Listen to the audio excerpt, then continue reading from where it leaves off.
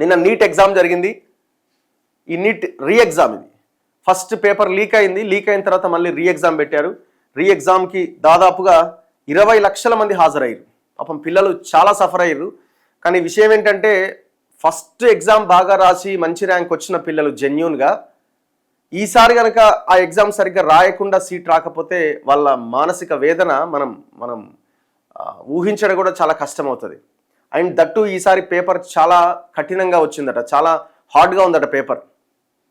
Neat కఠినం, బెంబేలెత్తిన physics chemistry ప్రశ్నలట, కాస్త సులువుగా వృక్ష అండ్ జంతు శాస్త్రాలు, బయాలజీ అండ్ జియాలజీ ఏమో చాలా ఈజీ క్వశ్చన్స్ ఉన్నాయట, ఫిజిక్స్ అండ్ కెమిస్ట్రీ చాలా టఫ్ క్వశ్చన్స్ ఉన్నాయట. ఈసారి కట్ ఆఫ్ తగ్గిపోవచ్చు అంటున్న నిపుణులు. 430 నుంచి 450 స్కోర్ చేస్తే తెలంగాణలో కన్వీనర్ కోటా సీటు రావచ్చని అంచనా. దేశవ్యాప్తంగా హాజరైన 20 లక్షల మంది, తెలంగాణలో 89.09% హాజరయ్యారు. నిమిషం ఆలస్యమైన అనుమతించని అధికారులు, విద్యార్థుల కన్నీళ్లు. కాన్వాయ్తో అభ్యర్థులకు ఇబ్బంది కావద్దని 45 నిమిషాలు ఢిల్లీ ఎయిర్పోర్ట్లోనే మోదీ అట. ఇవన్నీ దీంట్లో మాత్రం మాత్రం తగ్గరాయ వీళ్ళు. పేపర్ లీకేజ్ ఎందుకు జరిగిందో దాని మీద దృష్టి పెట్టరు. 2026లోనే లీక్ అయిందా, 25లో కూడా లీక్ అయిందా అంటే లెక్కలు చూస్తే 25లో కూడా లీక్ అయినట్టు కనబడుతున్నది. ప్రధానమంత్రి ఇంతవరకు దాని మీద రెస్పాండ్ కాలే. ఇప్పుడు ఏమనుకోవాలి, అబ్బా పిల్లల కోసం ఆయన ఎయిర్పోర్ట్లో ఆగిపోయిన 45 నిమిషాలు, ప్రధానమంత్రి ఎంత పనున్నా అని మనం ఇప్పుడు సపోర్ట్లు కొట్టాలనా? ఇంతవరకు విద్యాశాఖ మంత్రి రాజీనామా చేయలే. నాట్ ఓన్లీ నీట్ ఎగ్జామే కాదు కదా లీక్ అయింది, సిబిఎస్ఈ సెకండ్ ఇయర్ రీవాల్యుయేషన్ సంబంధించిన ఆ వ్యవహారంలో కూడా చాలా తప్పులు దొరికినాయి కదా. రాంగ్ వాల్యుయేషన్ జరిగిందని కనబడుతున్నది కదా. ఉద్విగ్న భరిత వాతావరణం మధ్య నీట్ 2026 పునః పరీక్ష పూర్తయింది. దేశవ్యాప్తంగా 5,440 కేంద్రాల్లో పరీక్ష కోసం 22,74,000 మంది రిజిస్టర్ చేసుకోగా 19,95,000 మంది పరీక్ష రాసినట్లు ఎన్టీఏ తెలిపింది.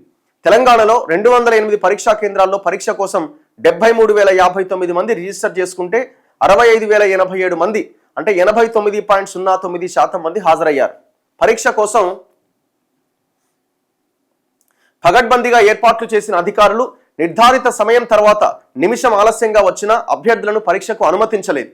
గూగుల్ మ్యాప్స్లో లొకేషన్ తప్పుగా చూపించడం, ట్రాఫిక్ జామ్లు, హాల్ టికెట్స్లో పేర్కొన్న వివరాల్లో గందరగోళం వంటి కారణాలతో వేలాది మంది అభ్యర్థులు సమయానికల్లా పరీక్షా కేంద్రాలకు చేరుకోలేకపోయారు. ఆలస్యంగా వచ్చిన వారిని లోనికి అనుమతించకపోవడంతో పలు చోట్ల అభ్యర్థులు, తల్లిదండ్రులు ఆందోళనకు దిగారు, బతిమిలాడారు, చివరికి కన్నీళ్లతో వెనుదిరిగారు.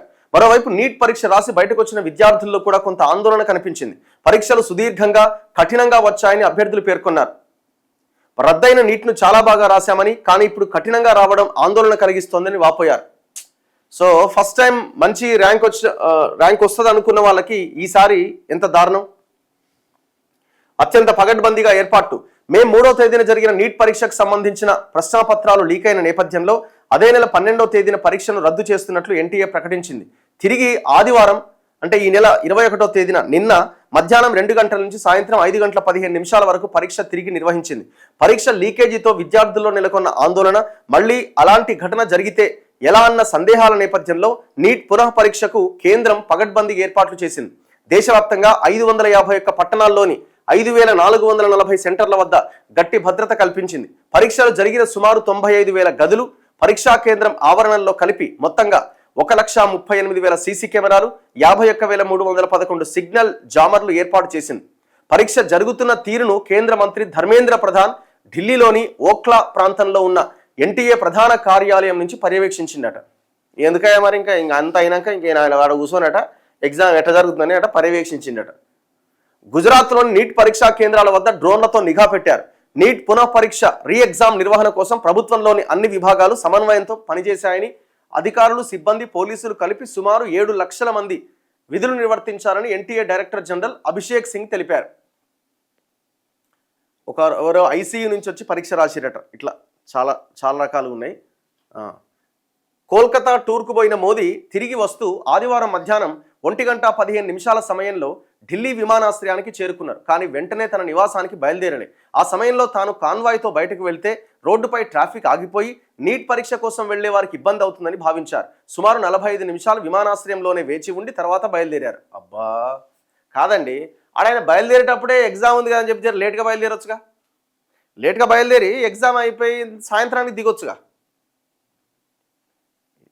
ఆయన ముందే వచ్చిందట, ఎగ్జామ్ పిల్లలు రాస్తారు, ట్రాఫిక్ జామ్ అయిద్దని వెయిట్ చేసిండట. ఇప్పుడు ఈ వార్త తెల్లారు రావాలి కదా. తెల్లారు వస్తే ప్రధానమంత్రి ఎంత గొప్ప నిర్ణయం తీసుకున్నాడు అని అనుకోవాలి కదా. ఇప్పుడు మేము ఎంత సపోర్ట్ కొట్టాలన్నా ఫస్ట్ పేపర్ ఎట్లా లీక్ అయిందో దాని గురించి ఆన్సర్ చెప్పాలా. అండ్ విద్యాశాఖ మంత్రి ఎందుకు రాజీనామా చేయలేదో ఆన్సర్ చెప్పాలా.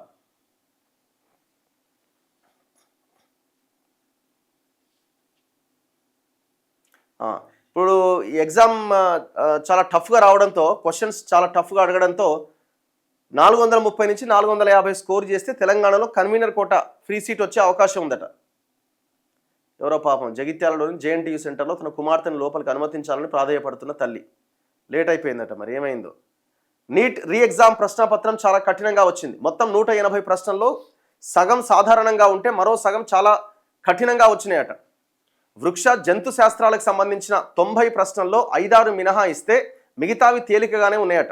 మే 3వ తేదీన నిర్వహించిన పరీక్షతో పోల్చినా సులువుగానే ఉన్నాయని, మెరిట్ విద్యార్థులు దాదాపు అన్నింటికీ జవాబు ఇవ్వగలరని వివరించారు. ఇక ఫిజిక్స్ ప్రశ్నలు మాత్రం అత్యంత కఠినంగా ఉన్నాయట.